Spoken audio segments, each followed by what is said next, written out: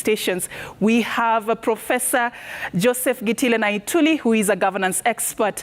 We have Franklin Mukwanja, the Executive Director, Center for Multi-Party Democracy. Also with us is Asaska Labarakwe, public policy expert. You know, Safin, you say it's been 3 days since elections. It certainly feels like a week. People have been waiting and the patience is running out. I tell you.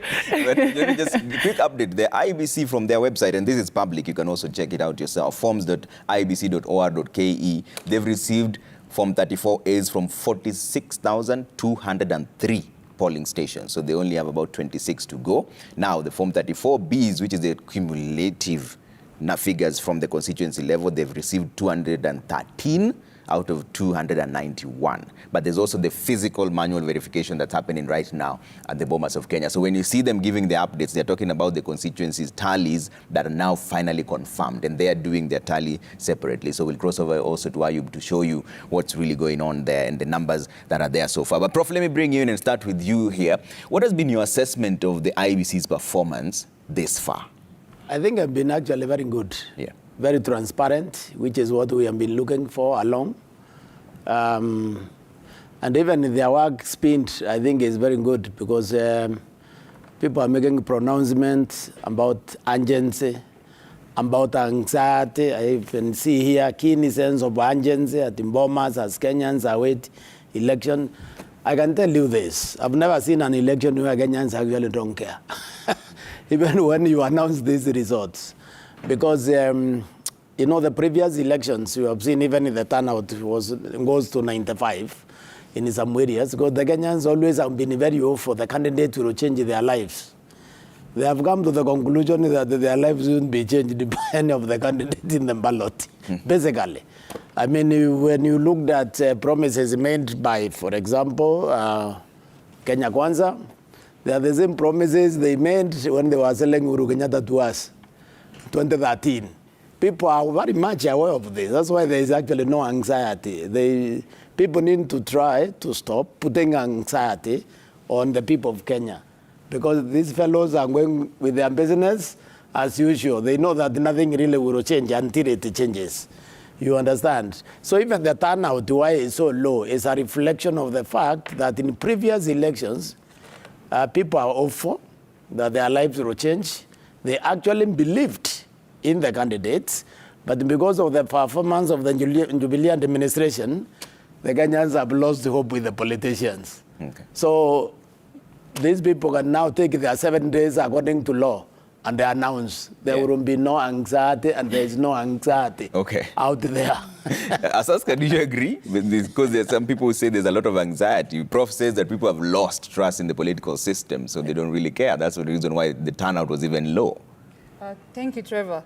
I think I'm of different opinion from Prof here, because in this year's election, Kenyans are hopeless, feel very hopeless and very helpless, and that shows how that has affected the voter turnout. And I think currently it's approximately about 65% turnout overall. No, 56.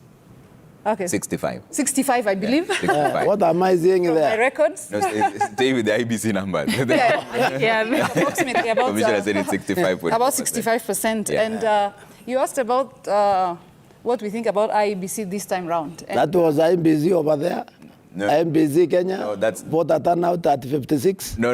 It was 65, Prof. Okay. 65. So I think IEBC this time round has done a decent job. Yeah. Despite some logistical issues here and there, and the failure of some KIMS kits in a number of polling stations countrywide, I think they've done well. And what amazes me this time round, Trevor, is the fact that with the IEBC data dump on the portal, as much as Kenyan citizens don't have that capacity and time to really take each form and verify themselves, this has created a wave of citizen participation in the electoral process for the first time in Kenya. I think I'll say kudos to IEBC for that. Yeah, it's interesting what you say that, because, you know, Form 34Bs have already been uploaded. There are 213 of them out of 291. Yeah, about 99%. So if that's 73.2%. But if you want to tally now, you can literally log in there and do the job yourself. True, but we don't have the capacity. But personally, who has the patience to even do that? I like the fact that we are head-to-head, tallying ourselves. Media houses are doing the same.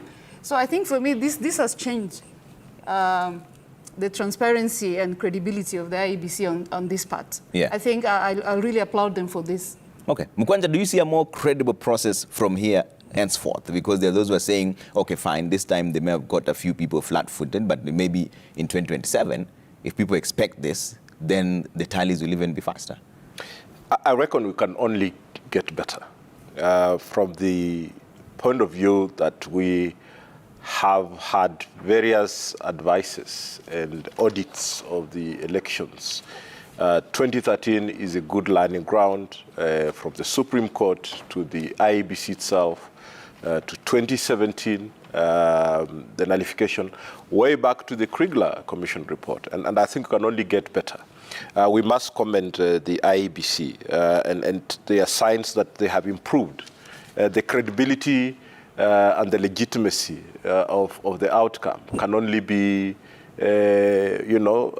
pinpointed once we have gone through the process. But so far, in terms of the polling process, in terms of the counting, in terms of the tallying, we can see a good improvement. We have no issues in regard to the paper trail.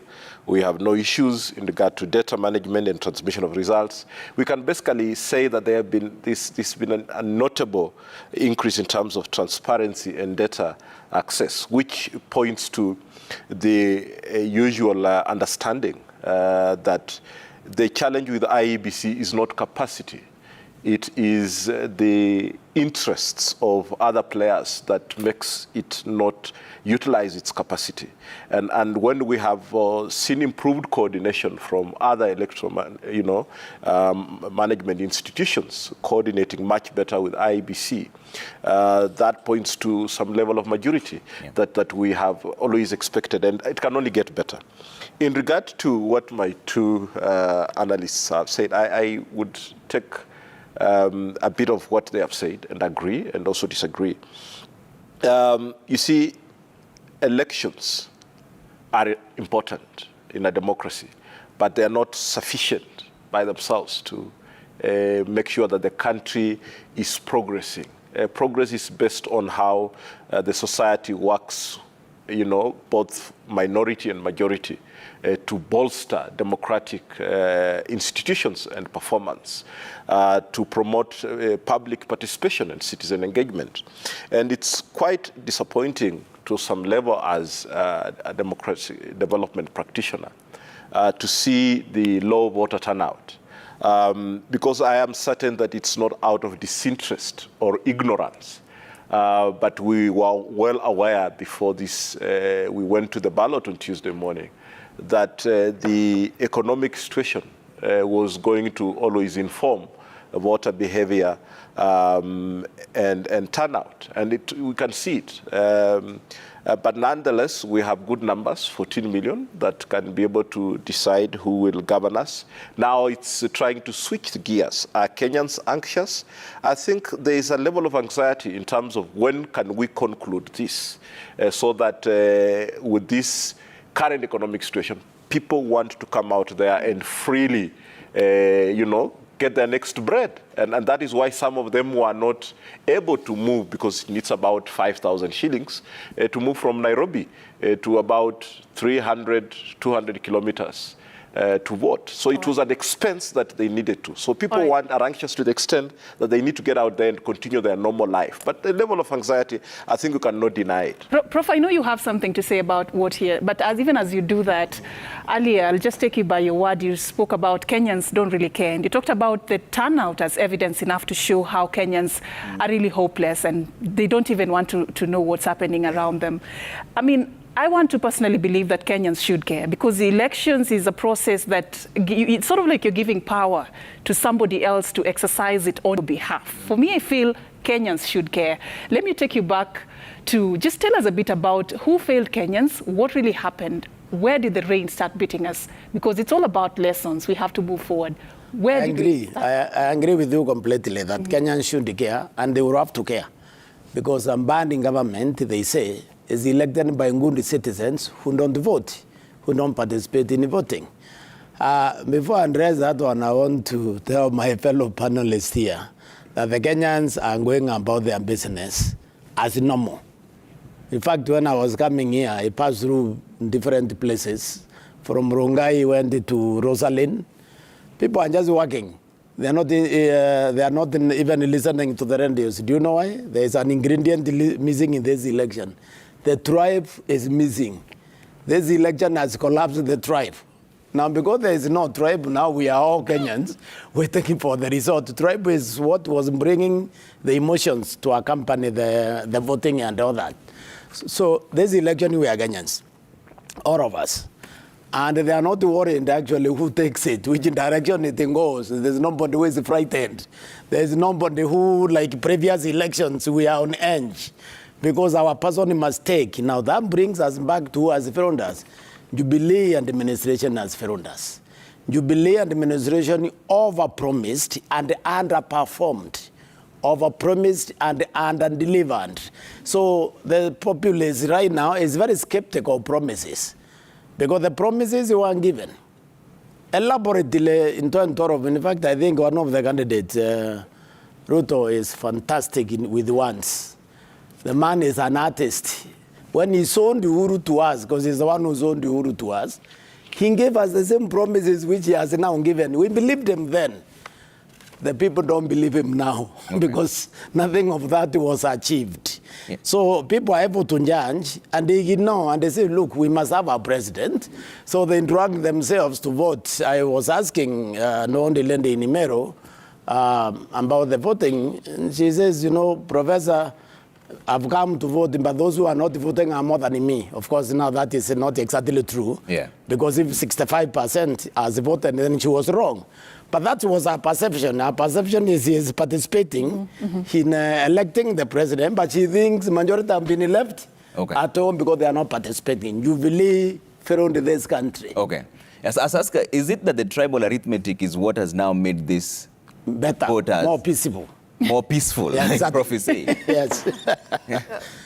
Trevor, if you look at both manifestos for Azimio and for Kenya Kwanza, you see that economy tops the list. And it's a crazy time in Kenya right now if you look at the economics and inflation, high debt, high food, high cost of living, you know. You're paying a lot for unga, you know, you're paying a lot for fuel. I think, as I said earlier, we feel hopeless. We feel a bit helpless. And I pity the next incoming president because there's a lot of work to do in a very short span of time, especially to bring down the cost of living in this country, Trevor. So as much as this election have been run on a platform of issues, not really ideologies or tribal, there's a little bit of class here and there with the hustler narrative. But overall, I feel like tribe still plays a little bit, not as much pronounced as the previous election cycles, though. All right. And I honestly, you know, I was tutored at some point that the professor is always right. But I will honestly disagree with the professor in regard to the ethnic arithmetics. Yeah. The mere fact that the Gema nation voted for a different candidate does not seem to convince me that there was no ethnicity in this ballot. And you can see that it's still the coalitions and the presidential ticket is still very much an arrangement and a settlement of the elites. Look at the struggle in Bungoma and how Raila Odinga went there begging and saying, please, you are my people, don't embarrass me. But the mere fact that he didn't have Wetangula, and he has lost Bungoma. Look at the way the Kalenjin nation voted. You know, look at the way the Luo nation voted. So there is the only positive about it is that there was no Gema candidate. You know, and therefore William Ruto outfoxed the boss in terms of selling, you know, the vibe against Raila Odinga, and they had to agree with him. So that's the only difference. Okay. Otherwise, if you look at the way things are playing out, it's still largely an ethnic tribe or not tribe. Yeah. I mean, this conversation one will indicator continue. of tribal Yeah. angle in voting All right. is turnout. Prof, we're coming back to just pick this up and see how it has impacted the outcome of the 2022 general election. But remember, we're also linking up with our reporters from different parts of the country.